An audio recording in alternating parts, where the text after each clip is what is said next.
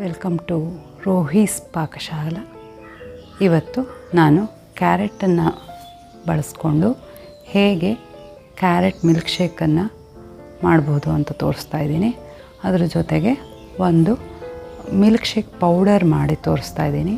ಆ milk shake powder ಇಟ್ಕೊಂಡು ನೀವು ಬೇರೆ ಬೇರೆ ಮಿಲ್ಕ್ ಶೇಕ್ ಮಾಡ್ಬೋದು, ಪಾಯಸಕ್ಕೆ ಹಾಕ್ಬೋದು, ಬೇರೆ ಬೇರೆ ಸ್ವೀಟಿಗೆ ಹಾಕ್ಬೋದು. ಇದು ಎಲ್ಲ ಮಿಲ್ಕ್ ಶೇಕ್. ಈ ವಿಡಿಯೋನ ಕೊನೆವರೆಗೂ ನೋಡಿ. ಇಷ್ಟ ಆದರೆ ಲೈಕ್ ಮಾಡಿ, ಶೇರ್ ಮಾಡಿ, ಸಬ್ಸ್ಕ್ರೈಬ್ ಮಾಡಿ. ಬನ್ನಿ ಹಾಗಾದರೆ ಕ್ಯಾರೆಟ್ ಮಿಲ್ಕ್ ಶೇಕ್ ಹೇಗೆ ಮಾಡೋದು ಅಂತ ನೋಡ್ಕೊಂಡು. ಓಟ್ಸ್, ಬಾದಾಮ್, ಗಸಗಸೆ, ಸಬ್ಜಾ, ಬೆಲ್ಲದ ಪುಡಿ ಮತ್ತು ಏಲಕ್ಕಿ ಇದಿಷ್ಟನ್ನು ಬೇಕಾಗುತ್ತೆ.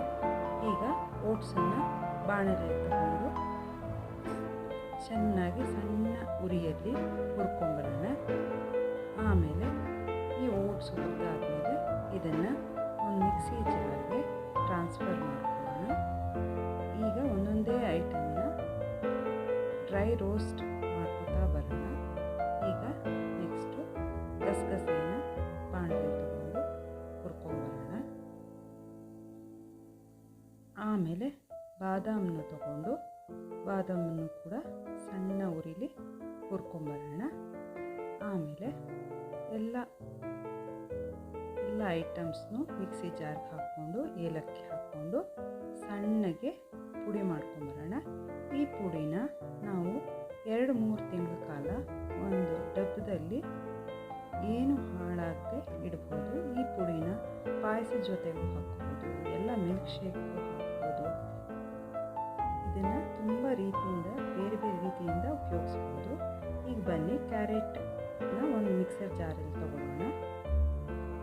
ಅದರ ಜೊತೆಗೆ ಬೆಲ್ಲದ ಪುಡಿ ಹಾಕ್ಕೊಳ್ಳೋಣ ಮತ್ತು ಮಾಡಿರೋ ಪೌಡರನ್ನು ಹಾಕ್ಕೊಂಡು ಎಲ್ಲ ಮೂರನ್ನು ಸೇರಿಸ್ಕೊಂಡು ಒಂದು ಅರ್ಧ ಲೋಟ ನೀರು ಹಾಕ್ಕೊಂಡು ಚೆನ್ನಾಗಿ ಸಣ್ಣಗೆ ರುಬ್ಕೊಂಡು ಬರೋಣ. ಸಣ್ಣಗೆ ಪೇಸ್ಟ್ ಆಗಬೇಕು. ಕನ್ಸಿಸ್ಟೆನ್ಸಿ ಇದು ನೋಡಿಕೊಂಡು ಹಾಕಬೇಕು ನೀವು. ಆಮೇಲೆ ಇದು ಸ್ವಲ್ಪ ಹೊತ್ತು ಬಿಟ್ಟುಬಿಟ್ರೆ ದಪ್ಪ ಆಗೋಗುತ್ತೆ. ಈಗ ನೋಡಿ ಫ್ರೆಂಡ್ಸ್, ಎಷ್ಟು ತೆಳ್ಳಗೆ ಎಷ್ಟು ಚೆನ್ನಾಗಾಗಿದೆ. ಇದನ್ನು ಹಾಗೆ ಫ್ರಿಜ್ಜಲ್ಲಿ ಇಟ್ಬಿಟ್ರೆ ದಪ್ಪಗಾಗುತ್ತೆ. ಇದು ಗಸಗಸೆ ಮತ್ತು ಬಾದಾಮ್ ಹಾಕಿರೋದ್ರಿಂದ ಮತ್ತು ಓಟ್ಸು ಹಾಕಿರೋದ್ರಿಂದ ಸ್ವಲ್ಪ ದಪ್ಪಗಾಗುತ್ತೆ.